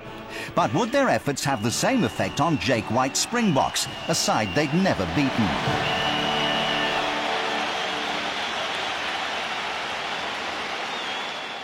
Argentina come away. This time it's the centre, Contepomi. Good run by the prop forward there. Inside South Africa's 22. Steve Walsh just having a look behind him to make sure everybody's onside.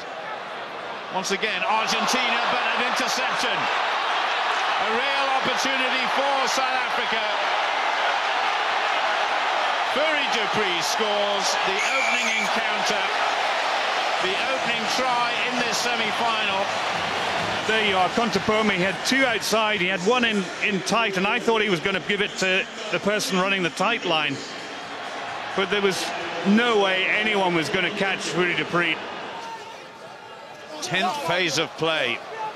So exhausting stuff right from the start. Akisbota putting in that tackle there. A little bit scrappy. What on earth was going on there?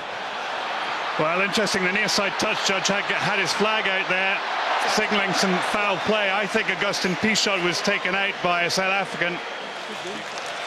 Yeah, you can just see the replay. Smith was impeding Pichot there. So Felipe Contepomi, formerly of Bristol, of course. 64 points in Rugby World Cup so far. Just a couple of strides in, really walloped that one straight between the posts. So Argentina are on the score sheet in this semi-final.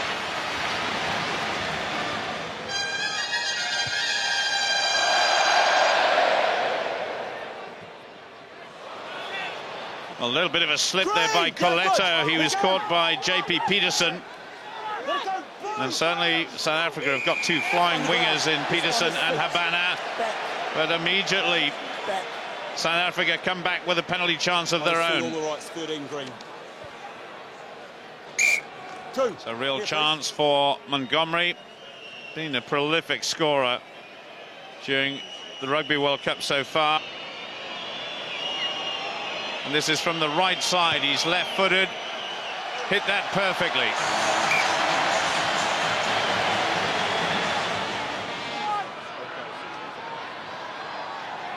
South Africa attacking. Now can Brian Habana get his hands on it? He hasn't had a clear run at the Argentine side just yet, but that was messed up. So Francois Steyn, the centre, the young centre, has to go chasing back, tackled by Manuel Contepomi for Argentina. So a wasted chance for South Africa, and they're penalised as well. No, mate. No chance there. This is very important for Felipe Contepomi. He's got 3 points on the board already for Argentina, but this would help Argentina get back in contention as we approach 29 minutes.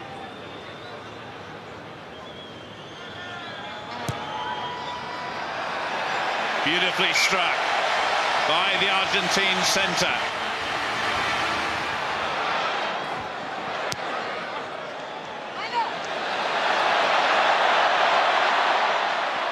That goes straight into the arms of the hooker, Ledesma. Oh, a great piece of pirating there by Schalkberger on Longo. Spun right across the pitch there.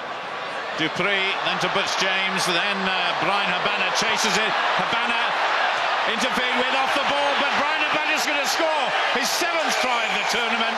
That is an indication of the blistering speed of the left winger for South Africa. Once you give that fella Habana a little bit of space, well, there was no way the Argentine defence were going to catch Habana there.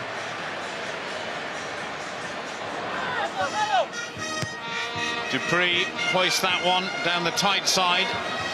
So a real problem for Argentina, but brilliantly taken by the winger, Horacio Agula. Oh, once again, Hernandez having a real problem here today. And that is quickly taken by the South Africans. A chance of a try. And a score, my goodness. On the counter-attack, Daniel Rousseau, the player who crashed over the line. And so that is their 3rd try in this first half. He just took his eye off the ball, and from that point, South Africa had the numbers. Good play. Nice offload by Schalkberger to Rousseau, who just had an easy scamper in. There's a good little driving, rolling maul there by South Africa. But Argentina look as though they've stolen it. So they counter-attack now. Schalkberger in there. But look at this by Argentina, a possibility here. Almost over was Ledesma. Pichot spins it across. They've got an overlap. They're going to score, surely. Yes, they are. Oh, my goodness. That that will have to be looked at very, very closely indeed. There we go. I think that's a try. It's a try. Argentina are the first to score in the second half. Pause. Engage. Fury Dupree just goes round the back quickly, but a good disruptive shove there by Argentina, but offside. So they have a penalty, and this time it's much, much closer. Well, if Montgomery is successful, it means 2 converted tries are required in the last 10 minutes. And that is what Argentina have to do now. Victor Matfield shouting instructions to his captain, the thrower. Once again, they get organised so that they can drive it forward. And unusually, it's Argentina. The Argentinian forwards on the back foot. Schalk Burger takes it on. For Dupree, just looking for options. It's got to come out to the left-hand side, surely. There's not room around the right-hand side. Taking the halfback, leave the halfback and alone. Argentina really throwing caution to the wind, but they've been penalised. So another chance for South Africa to put these guys under more pressure. Posts. Well, the way he's kicking at the moment, you wouldn't want to bet against him. He scores 24 tries in his career in a South African jersey. He's not just a kicker, but when he does kick, he's absolutely spot on. Are you happy? 5 and a bit minutes left on the clock. 17 points adrift. Pause. And that's even to get on parity. Well, Skinstad just moved into the number 8 position, replacing Daniel Rousseau. I don't believe it. Brian Habana is going to become the Rugby World Cup's top try scorer. We were saying just a moment ago that Argentina had thrown caution to the wind, but they were punished in the most severest sense there. Brian Habana scores his 8th try. Lost forward advantage, Green. There's a big tackle coming in from one of the South African substitutes there as Montgomery just punched that downfield. Coletto it is who goes back for it. We're over 80 minutes now, and that surely is the end of this semi-final. It is South Africa who face England in a week's time. A brilliant pair of tries by Brian Habana. But Percy Montgomery and the rest of them march on in this World Cup. It's England against South Africa in the final. Cheers for a South African victory. Tears for a South American defeat. After a scintillating run, the Pumas' Rugby World Cup dream was at an end.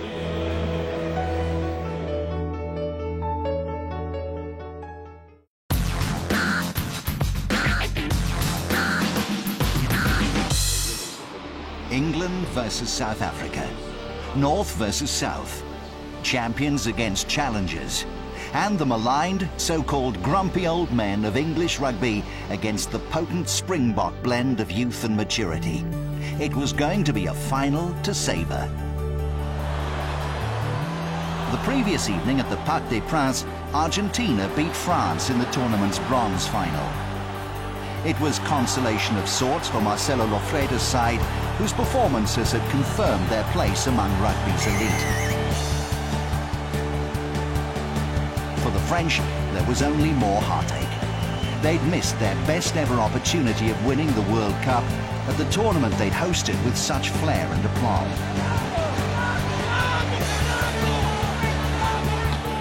At the Stade de France on the other side of Paris, some 6 weeks after the tournament began, England met South Africa in the final match of Rugby World Cup 2007.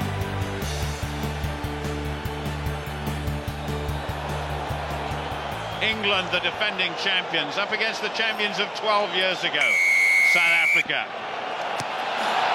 The final game is underway.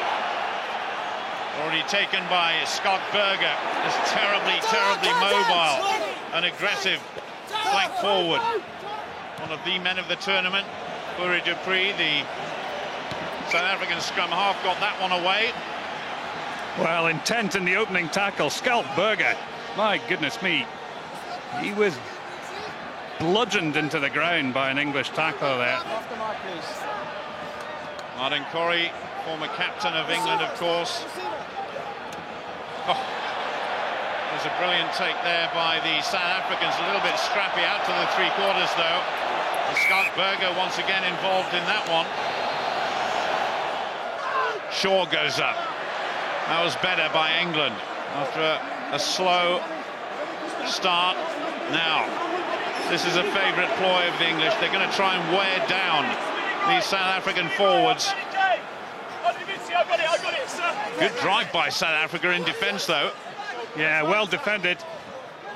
England tried to spin it round at first, but Matthew Tate with a bit of space, and immediately just loses his footing. A penalty to South Africa. Matthew Tate hanging on to the ball. That is not a good start for the youngster, and a real chance now for South Africa to put points on the board.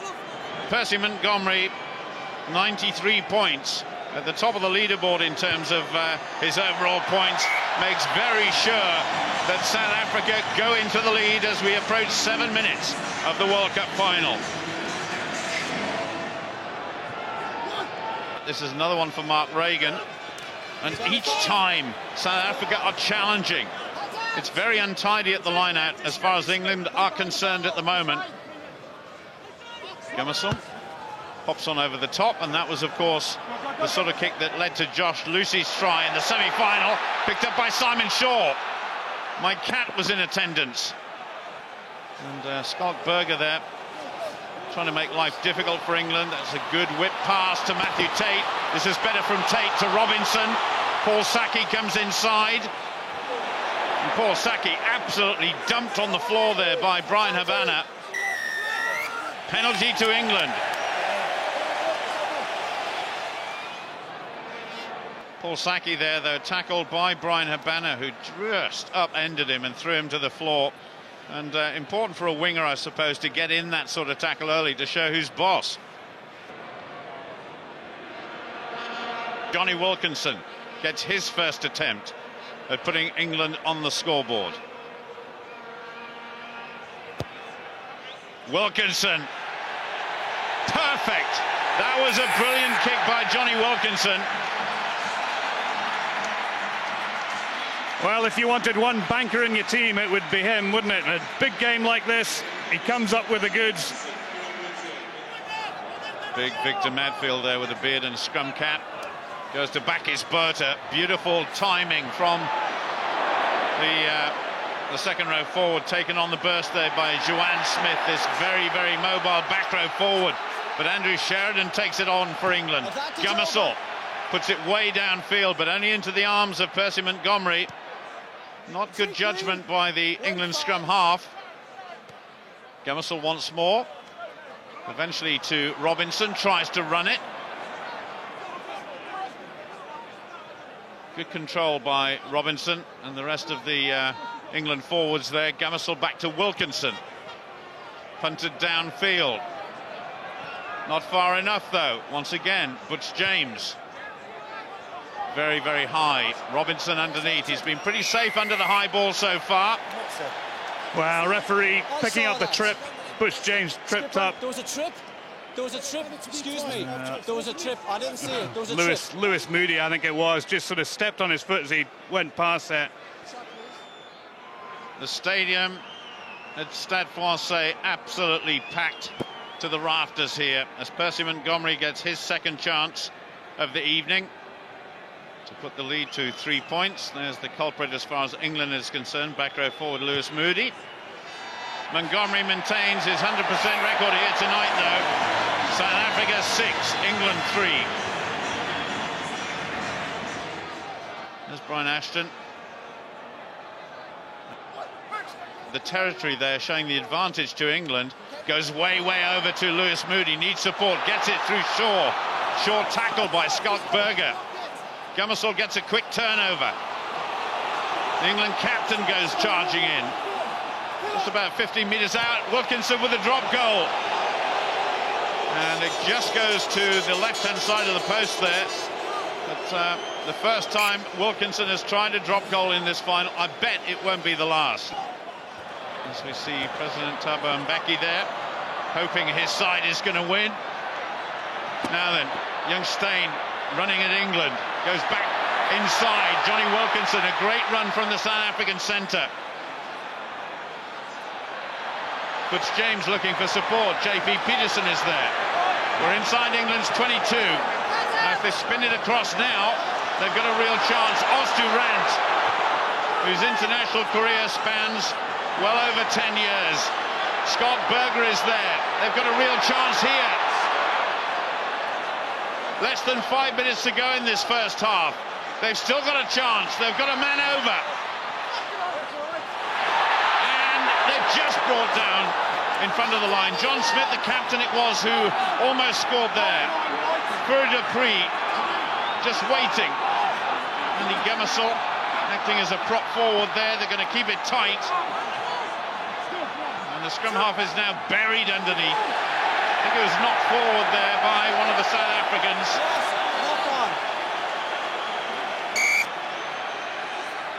Well, I think they had try-line fever there. They had a clear overlap, and Francois Steyn should have given it. No, I was happy.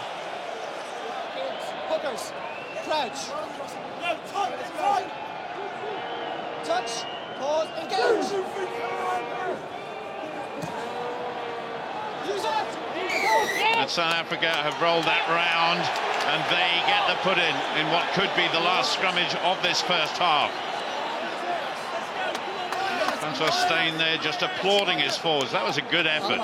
Interesting, John Smith was right up in the middle of that front row there. Touch. So a big scrummage now for Fur du Preez and his 8 forwards. He's going to be harried and hustled by Gamasil, picked up by Rousseau. Rousseau almost to the line, my goodness. du Preez just watching and waiting. Could be just a pick and drive here by South Africa. They're absolutely inches short of the England line. 38.5 minutes gone. Still no try in this game. Can South Africa get 5 points on the board? Just watching to the far side there. One of the big men driving on. Good tackling by England. Martin Corey trying to get his foot to the ball. Great English defence here. South Africa still driving on. A penalty to South Africa. Alan Roland saying there was a hand in there. And the 5, please. Oh, I think if I Coming were in the side and hands out when I asked for it. You repeat, there was 2 pound coming in the offences. side. I expect Montgomery to have a crack at goal here, I think. Stay on the line, please. There's Lewis Moody. England forwards will be disgusted with themselves there, because an extra 3 points would mean they've got to score at least 1 try, and certainly score 6 points to get on level terms. So the perfect time for Percy Montgomery to slot this one over. But that was tremendous defence and tremendous perseverance from both sides. Yeah, I think South Africa will be happy with 3 points if they get it, but they should really have had a try out of this passage of play, I think. Montgomery for South Africa makes no mistake.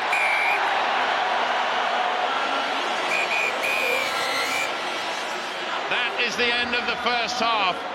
It's been absolutely fascinating. We've only had penalties, but we have South Africa in the lead by 9 points to 3 against the defending world champions, England.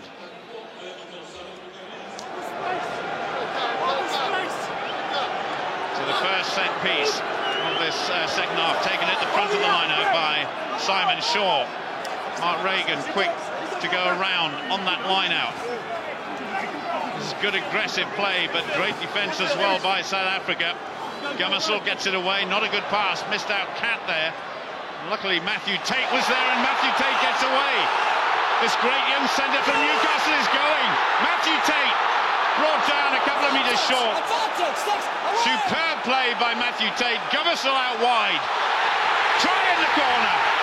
That is Quay Goletto for England. My goodness, what a start by the world champions to this second half. Well, I think he might be in touch. I think he might be in touch. They're going upstairs. I have to say, initially I thought it was a try, but a brilliant break by Matthew Tate. Well, it's a try. It's a try. Well, this could be the telling one. Watch his left foot there, and the time that he puts the ball down. Oh, I think his boot was up and over the touchline. So in that case, it should be a try. There are about 50,000 Englishmen in this stadium who will tell the referee precisely what the decision should be. Ball was in touch. Ball was in touch. Okay. The ball was in touch. No try. Oh my goodness. Well, everybody will be debating that decision, not just for days to come, but for months to come. My cat just having a word with Mr. Rowland. Penalty here. It's a penalty, but it's not the 5 points that England wanted and England needed. Well, Montgomery's got a 100% record so far. Wilkinson. Oh, just scrapes off the post, but at least it is some points for England. Oh, hip kiss is coming on, so there's going to be a complete rejig of the English back line. I just wonder if it's his groin. And if Hipkiss is on, I suspect that Matthew Tate will go to fullback. Well, I think he has, yes, which is interesting.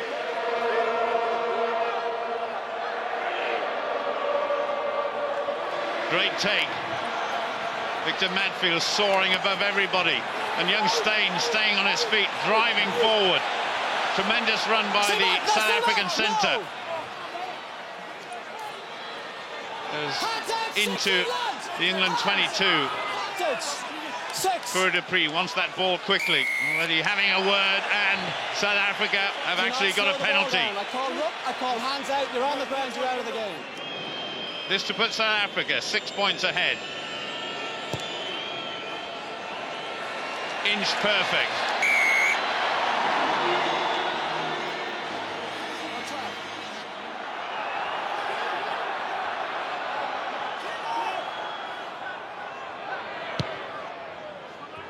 Good clearance. Wait.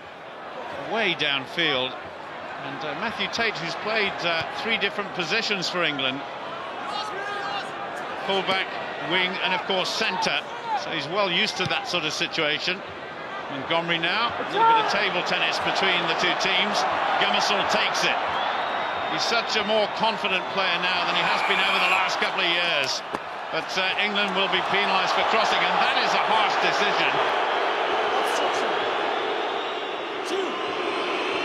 Well, you can tell what the crowd think of that. Young Francois Steyn yet to get on the scorecard here. He hit a penalty against England here a few weeks ago in the pool game. And this one, again, has tremendous length.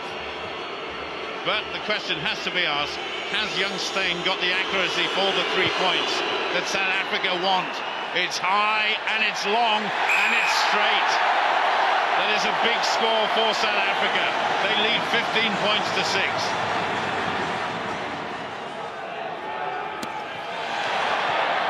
Another tremendous jump by Victor Matfield. My goodness, he's been such a tower in that line-out. Well, I think they stole that brilliantly. Wilkinson hoists again. Certainly a lot of kicks, high kicks being put in by the England team. Good pick up there by Ben Kay to Simon Shaw, his second-row teammate. Gummersall. Drop goal attempt by Wilkinson off the right foot. He can't repeat what he did in Australia 4 years ago. They need tries. They need tries. They should have moved it. That was a bit of decision-making by the usually rock-solid Johnny Wilkinson. Touch, pause, again. Gummersall for England. Stay 19. We haven't even mentioned man of the match yet, David. Any ideas? Well, I find it hard to go beyond Percy Montgomery, to be honest.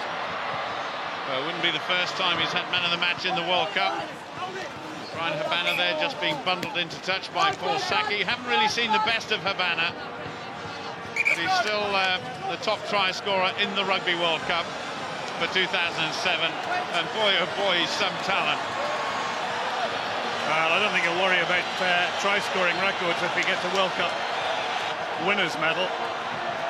Less than 1 minute to go. South Africa destined to become the world champions. 12 years after they won it the first time. Little drop ball there by Gamasol, who knocks it forward. So an ignominious end to England's defence of the title. And almost out of camera shot there, a little smile on the face of the old campaigner, Os du Randt. Well, it's been an incredible story for Os du Randt, and I think... well, looking at the time, I think it's keep possession and put the ball into touch. Schalk Burger tackled by Peter Richards. But South Africa once again in front of President Mbeki on the brink of history. They're about to become world champions. And just as England did 4 years ago, right on the stroke of full time, they kick it into touch. And John Smith and his team are the winners here in the Stade de France. South Africa are the champions. It doesn't really matter about the score. They've created their own bit of history, and the whole of South Africa will be delighted.